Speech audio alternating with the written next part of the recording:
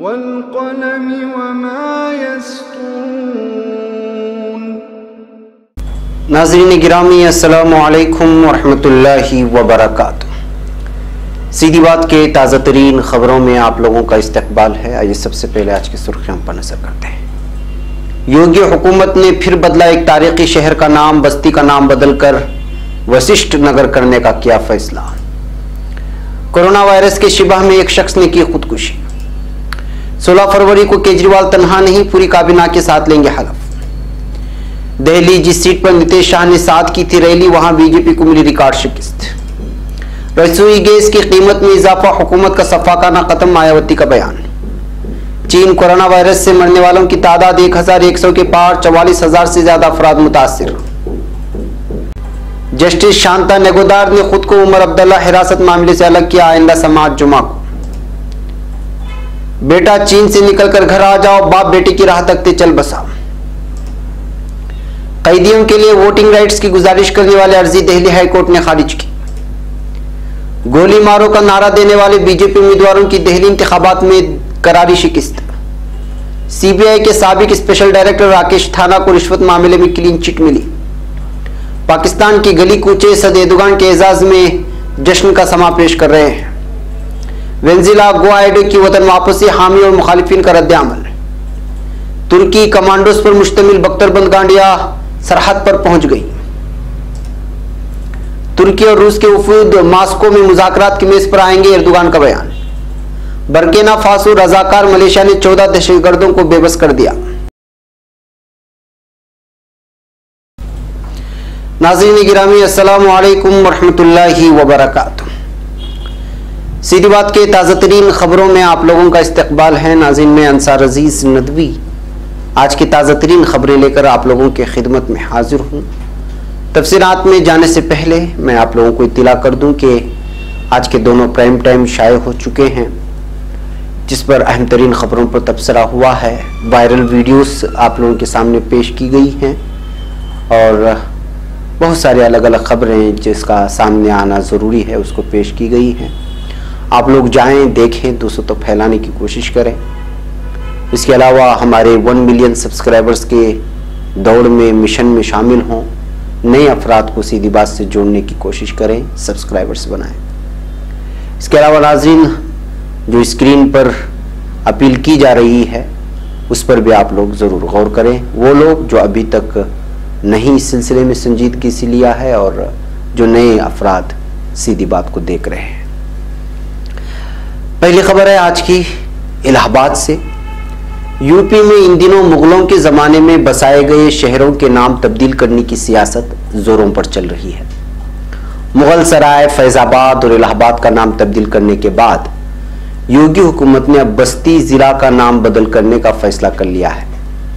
योगी हुकूमत ने बस्ती ज़िला का नाम बदलकर महर्षि वशिष्ठ नगर करने का फैसला किया। शहरों के नाम बदलने के इन फैसलों को साधु सनतों की तरफ से ज़बरदस्त हिमायत मिल रही है। वज़ीर आला योगी आदित्यनाथ के इख्तिदार में आते ही शहरों के नाम बदलने के मंसूबे पर काम शुरू हो गया है। सबसे पहले योगी हुकूमत ने मुगल सराय का तारीखी नाम बदलकर दीन दयाल उपाध्याय नगर कर दिया।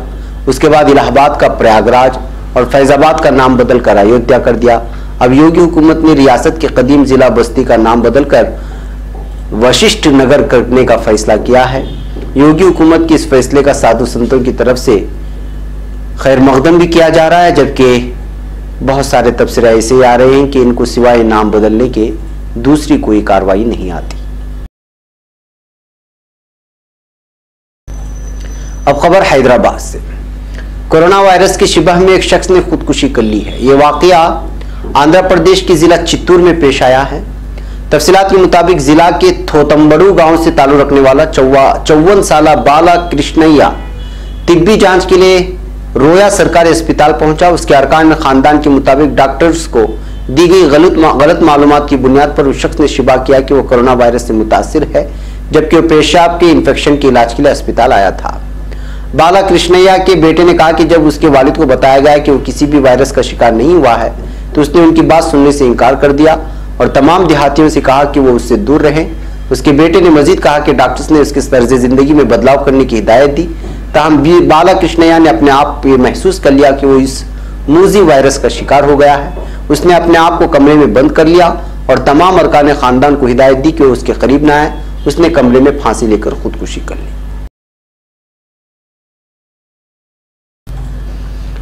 अब खबर नई दिल्ली से। दिल्ली असेंबली इलेक्शन में बीजेपी को शिकस्त फाश देने के बाद आम आदमी पार्टी हुकूमत तश्कील देने की तैयारियों में मसरूफ हो गई है।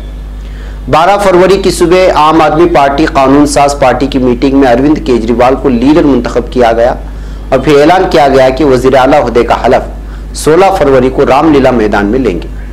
आम आदमी पार्टी कानून साज पार्टी की मीटिंग के बाद सीनियर लीडर मनीष सिसोदिया ने प्रेस कॉन्फ्रेंस से खिताब किया, जिसमें जानकारी दी कि आइंदा इतवार को अरविंद केजरीवाल दिल्ली के लोगों की मौजूदगी में तीसरी बार वजीर आला ओहदे का हलफ लेंगे। अब खबर नई दिल्ली से। असेंबली इलेक्शन में मोदी शाह समेत बीजेपी की सभी सरकर्दा लीडरों ने अपनी पूरी ताकत लगा दी। यहां तक कि मुआविन पार्टी जनता दल यू के सदर और बिहार के वजीर आला नीतीश कुमार ने भी वजीर दाखिला अमित शाह के साथ रैली में शामिल हुए, लेकिन आम आदमी पार्टी के आगे उनकी एक न चली।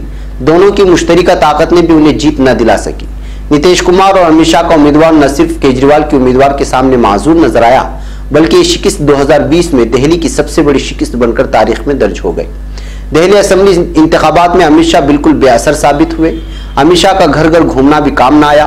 इस इंतखाब में सबसे बड़ी शिकस्त बराडी से जनता दल यू उम्मीदवार शैलेंद्र कुमार की हुई। उन्हें आम आदमी पार्टी के उम्मीदवार संजू झा ने रिकॉर्ड 88,159 वोटों से शिकस्त दी। इस बार के दिल्ली असेंबली इंतखाब में यह सबसे बड़ी शिकस्त है। अब खबर नई दिल्ली से। बहुजन समाज पार्टी की सदर मायावती ने रसोई गैस सिलेंडर की कीमतों में भारी इजाफे के लिए मरकजी हुकूमत पर सख्त तनकीद करते हुए बुध के रोज कहा कि हुकूमत का सफाकाना कदम है। मायावती ने एक ट्वीट में कहा कि जबरदस्त महंगाई के वक्त हुकूमत का यह कदम जालिमाना है। नीज हुकूमत को आईन की रूह के मुताबिक फलाही हुकूमत की तरह काम करना चाहिए। मायावती ने ट्वीट में कहा, खाना पकाने के गैर सब्सिडी वाले गैस सिलेंडर के दाम में आज से तकरीबन 150 रुपए का भारी इजाफा मुल्क के करोड़ों गरीब और मेहनतकश लोगों के लिए जबरदस्त महंगाई में आटा गीला करने वाला सफाकाना कदम है। मरकज आईन की मंशा के मुताबिक फलाही हुकूमत की तरह काम करे तो ये बेहतर होगा। अब खबर चीन से। चीन में कोरोना वायरस से 97 मजीद अफराद की मौत होने से इस बीमारी से मरने वालों की तादाद बढ़कर इस वक्त 1113 हो गई है, जबकि 44,653 अफराद में इन्फेक्शन पाए जाने की तस्दीक हुई है।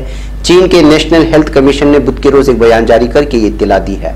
बयान के मुताबिक मंगल आधी रात तक कोरोना वायरस के 3,342 नए मामले सामने आए और सिर्फ एक ही दिन में 97 लोगों की मौत हो गई। अब खबर नई दिल्ली से। जम्मू कश्मीर के साबिक वजीर आला उमर अब्दुल्ला की पब्लिक सेफ्टी एक्ट के तहत हिरासत को चैलेंज देने वाली दरखास्त की सुप्रीम कोर्ट में समाअत बुध को मुलतवी हो गई। Justice NV. रमन की सदारत वाली 3 रुकनी बेंच के सामने जैसे ही मामले की समाअत शुरू हुई, बेंच में शामिल जस्टिस एम.एम. शांता नेगोदार ने समाअत से खुद को अलग कर लिया। अब खबर पाकिस्तान से। कोरोना वायरस से सबसे ज्यादा मुतासिर चीन का शहर वुहान मुकम्मल तौर पर बंद पड़ा है। इस शहर के एक हॉस्टल में पीएचडी का एक पाकिस्तानी तालिब इल्म हसन रहता है। उसने गुज़िश्ता जुमेरात को आखिरी बार पाकिस्तान में अपने 80 साला वालिद से बात की थी। उसके वालिद बहुत बेचैन थे और उन्होंने उससे दरखास्त की थी कि वो किसी तरह घर वापस लौट आए। 24 घंटे ही गुजरे थे कि हसन के वालिद दिल के आरिजे के सबब चल बसे हैं। हसन उन 1000 से ज्यादा पाकिस्तानी तलबा में शामिल है जो कोरोना वायरस के मरकज चीन के सूबे होबी में फंसे हुए हैं। लोगों का कहना है कि इन पाकिस्तानी तलबा को हुकूमत ने कह दिया है कि उनकी वतन वापसी खारिज अज़ इम्कान है। इस वक्त उन्हें मेरी जरूरत है, मेरी माँ को मेरी जरूरत है। कंप्यूटर के शोबे में पीएचडी का तालिब इल्म हसन तड़प रहा है। अपने अहले खाना के तहफ़्फ़ुज़ के लिए वो अपनी शनाख्त मख्फी रखना चाहता है और अपना सिर्फ एक नाम बता रहा है। अब खबर नई दिल्ली से।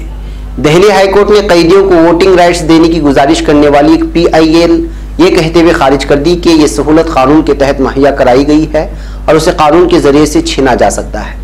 चीफ जस्टिस DN पटेल और जस्टिस श्री हरि शंकर की बेंच ने कहा कि सुप्रीम कोर्ट का सिस्टम है कि वोटिंग राइट्स कोई बुनियादी हक नहीं है और यह महज कानून के जरिए मुहैया कराया गया है।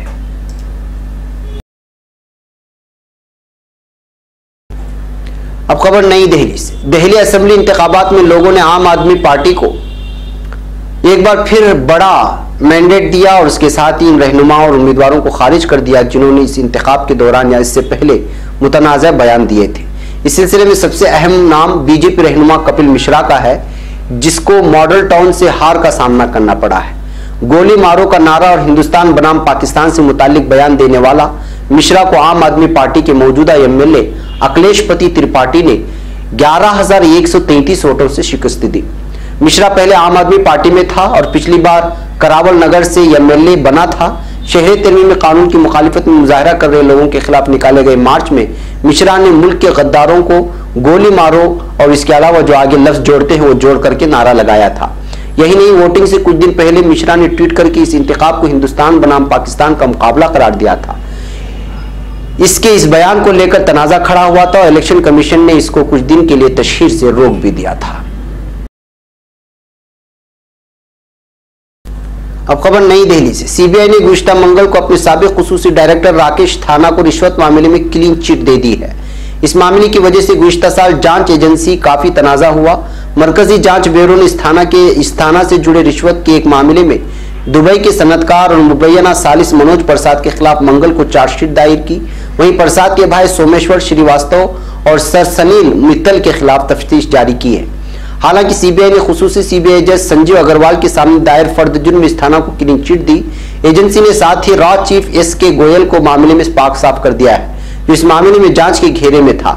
सीबीआई के डीएसपी देवेंद्र कुमार को भी एजेंसी से क्लीन चिट मिल गई, जिनको 2018 में गिरफ्तार किया गया था और बाद में जमानत मिल गई थी।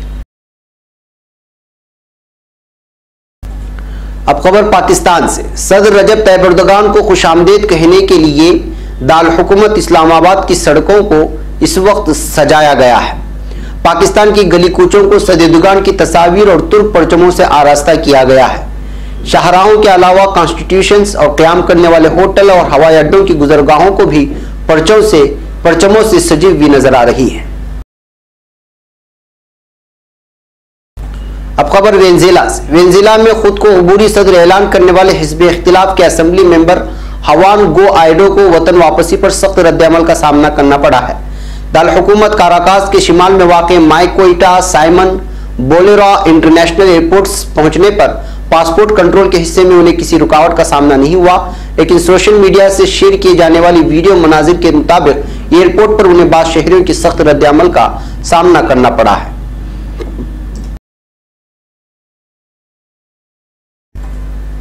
अब खबर तुर्की से।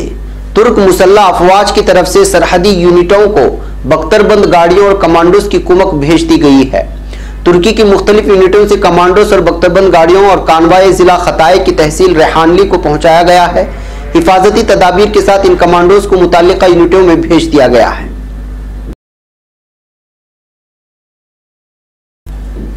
अब खबर रूस से। तुर्की के सदर रजब तैयब एर्दोगान ने कहा है कि तुर्की और रूस की वजारत खारिजा, वजारत दिफा और खुफिया एजेंसियों पर मुश्तमिल वफीद मास्को में मुज़ाकरात की मेज पर आने वाले हैं। सदर एर्दोगान ने रूस के सदर व्लादिमीर पुतिन के साथ टेलीफोनिक मुलाकात की, जिसमें शाम के शहर इदलिब के हालिया सूरत हाल पर बातचीत की गई। तुर्की कौमी असम्बली के justice and development party group इजलास के बाद अखबारी नुमाइंदों से बातचीत में सदर एर्दोगान ने सदर पुतिन के साथ टेलीफोनिक मुलाकात का भी जायजा लिया। अब खबर मगरबी अफ्रीका से। मगरबी अफ्रीकी मुल्क बर्किना फासो में गुज़िश्ता माह निकाले गए कानून के साथ दहशतगर्दी के खिलाफ जद्दोजहद में मुसल्लह किए जाने वाले रजाकार मलेशियाओं ने शिमाली इलाकाजात में देहातों पर धावा बोलने वाले 14 दहशतगर्दों को नाकारा बना दिया। कौमी न्यूज वेबसाइट इन्फो वक्त ने सिक्योरिटी हलकों के हवाले से अपनी खबर में इत्तला दी है कि नामालूम मुसल्लह अफराद ने बोडांगा शहर से मुंसलिक बासे, नाफवा, अबरा और तेबराद जैसे देहातों पर हमला कर दिया। हमलावरों के खिलाफ जवाबी कार्रवाई करने वाले मलेशिया दस्तों ने 14 दहशतगर्दों को मौत के घाट उतारा। इस दौरान 2 मलेशिया और 2 आम शहरी हलाक हो गए।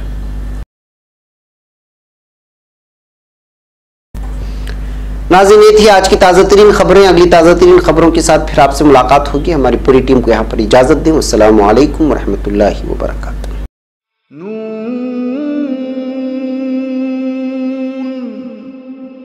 वल क़लम वमा यस्तूरून।